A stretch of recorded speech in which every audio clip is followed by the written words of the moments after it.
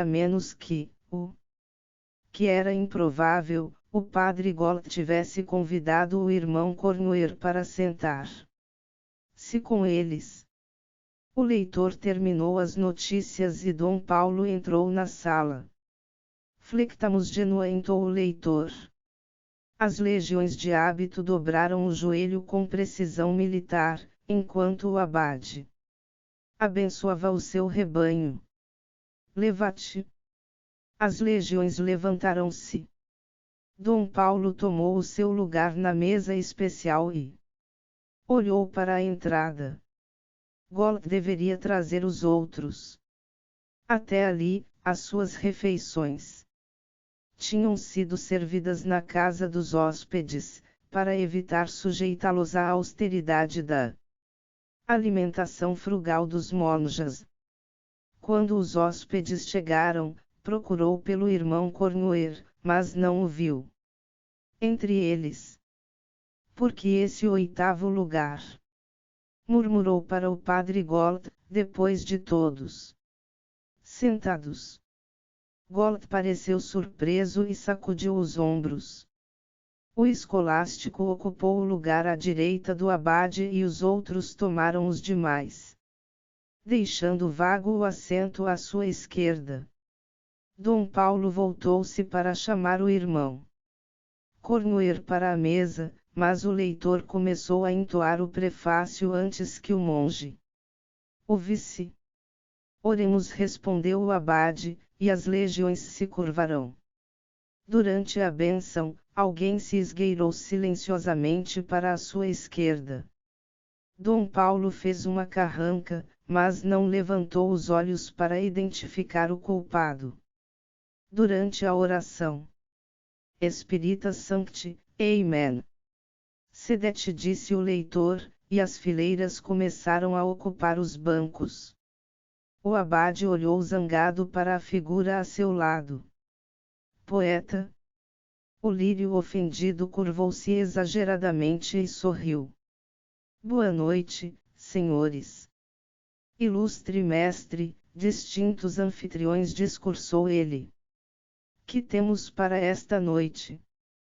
Peixe assado com favos de mel em honra da ressurreição temporal que já paira sobre nós. Ou então, senhor abade, o senhor finalmente cozinhou o ganso do prefeito da aldeia. Gostaria era de cozinhar. Ah! Disse o poeta, e virou-se para o escolástico, com afabilidade.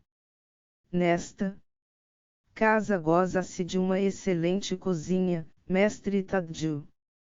Você devia vir mais vezes. Suponho que na casa dos hóspedes só tenham servido fazão assado e bife sem graça. Uma vergonha. Aqui, passa-se melhor. Espero que o irmão-chefe tenha esta noite o seu gosto habitual, a sua flama interior, o seu toque encantado.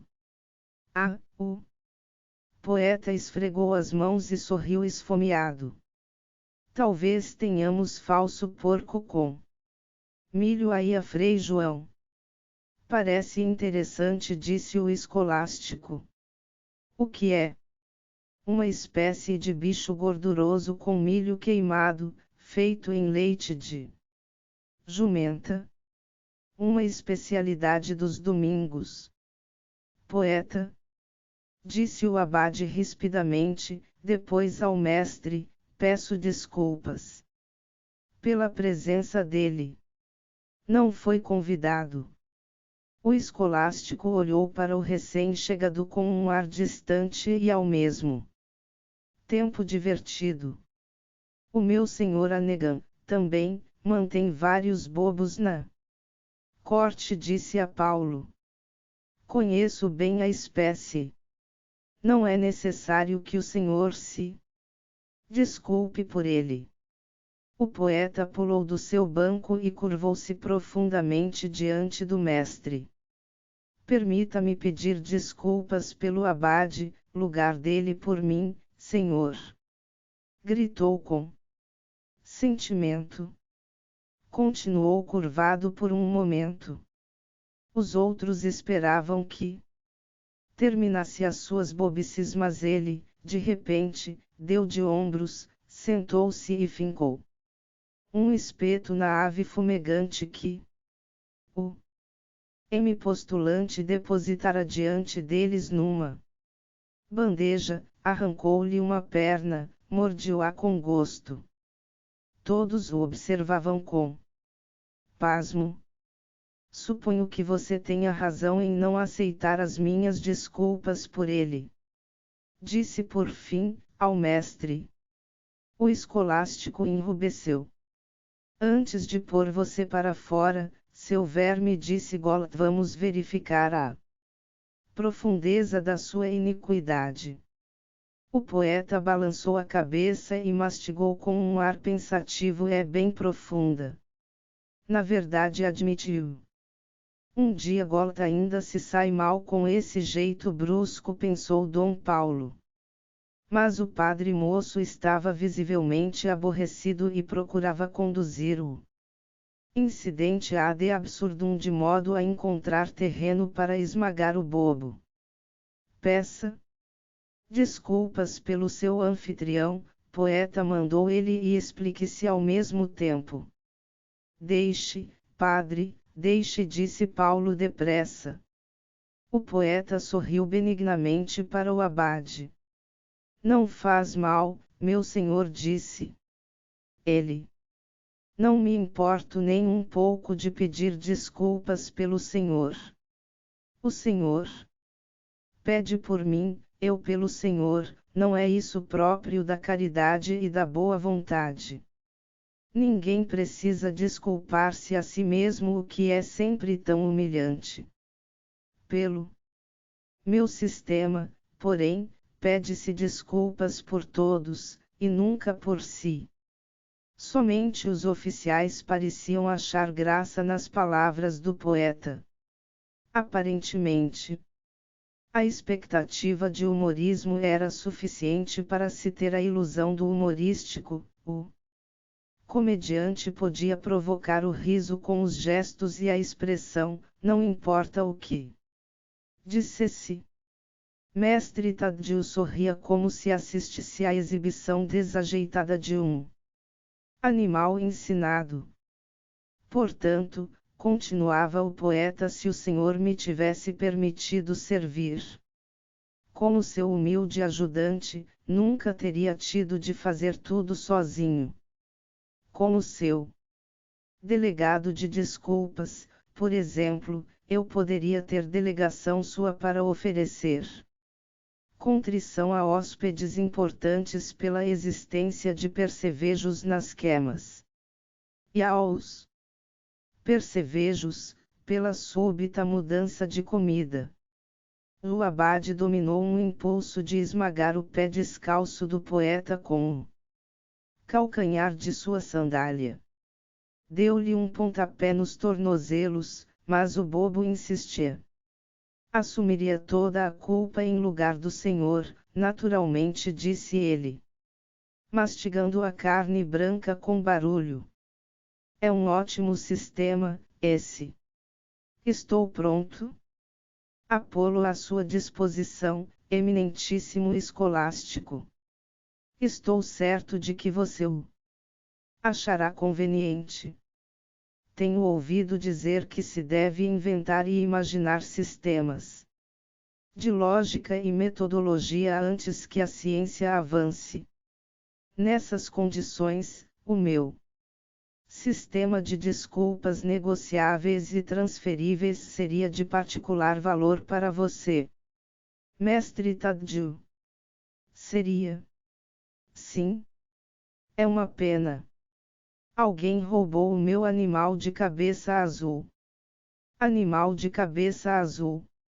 A cabeça dele era tão calva quanto a de Anegan, brilhantíssimo senhor, e tão azul quanto a ponta do nariz do irmão Armbruster.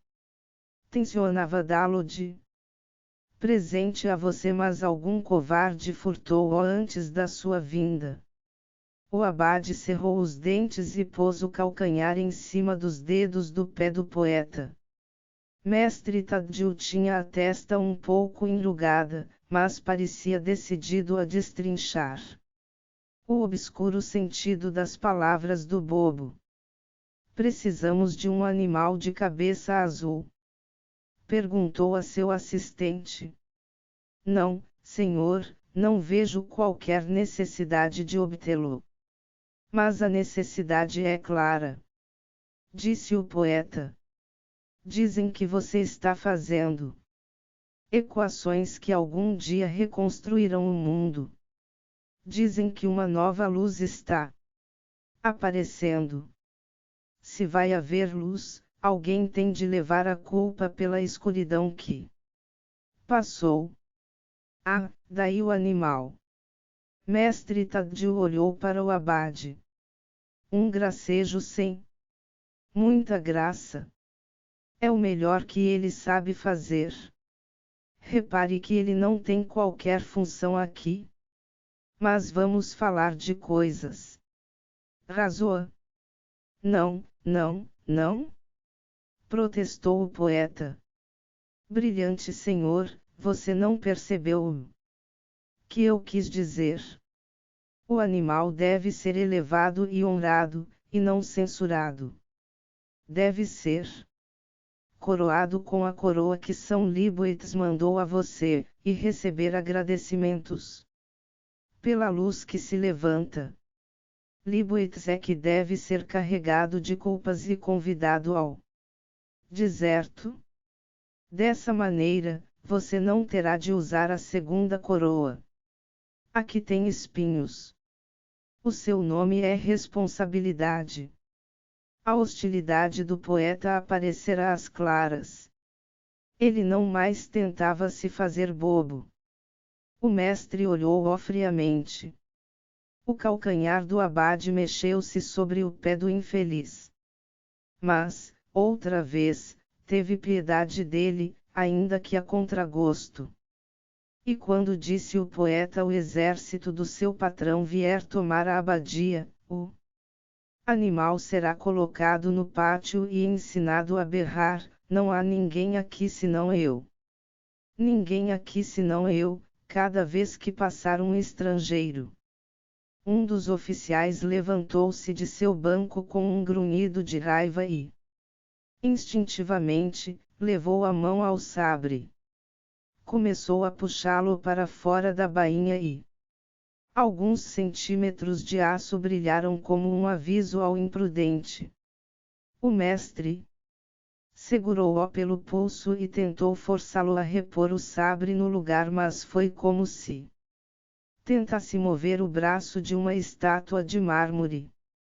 Ah! Guerreiro ao mesmo tempo que desenhista, tornou o poeta, aparentemente sem medo de morrer. Seus desenhos das defesas da abadia. O oficial soltou uma praga e desembainhou o sabre, mas os seus camaradas o seguraram antes que atacasse. Uma exclamação de surpresa veio da congregação. Enquanto os monjas, atônitos, punham-se de pé. O poeta ainda sorria com afabilidade. Prometem, continuou ele. Um dia o seu desenho dos túneis subterrâneos ainda será pendurado num museu de belas.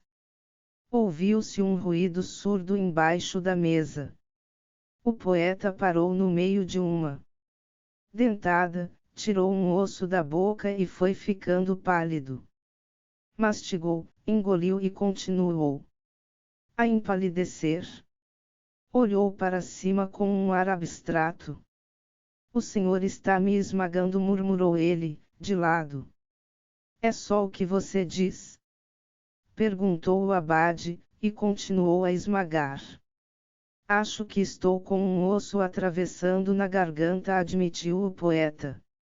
Você deseja se retirar? Parece que não há outro jeito. Que pena. Sentiremos a sua falta. Paulo deu-lhe uma última esmagadela de lembrança. Pode ir, então. O poeta respirou com força,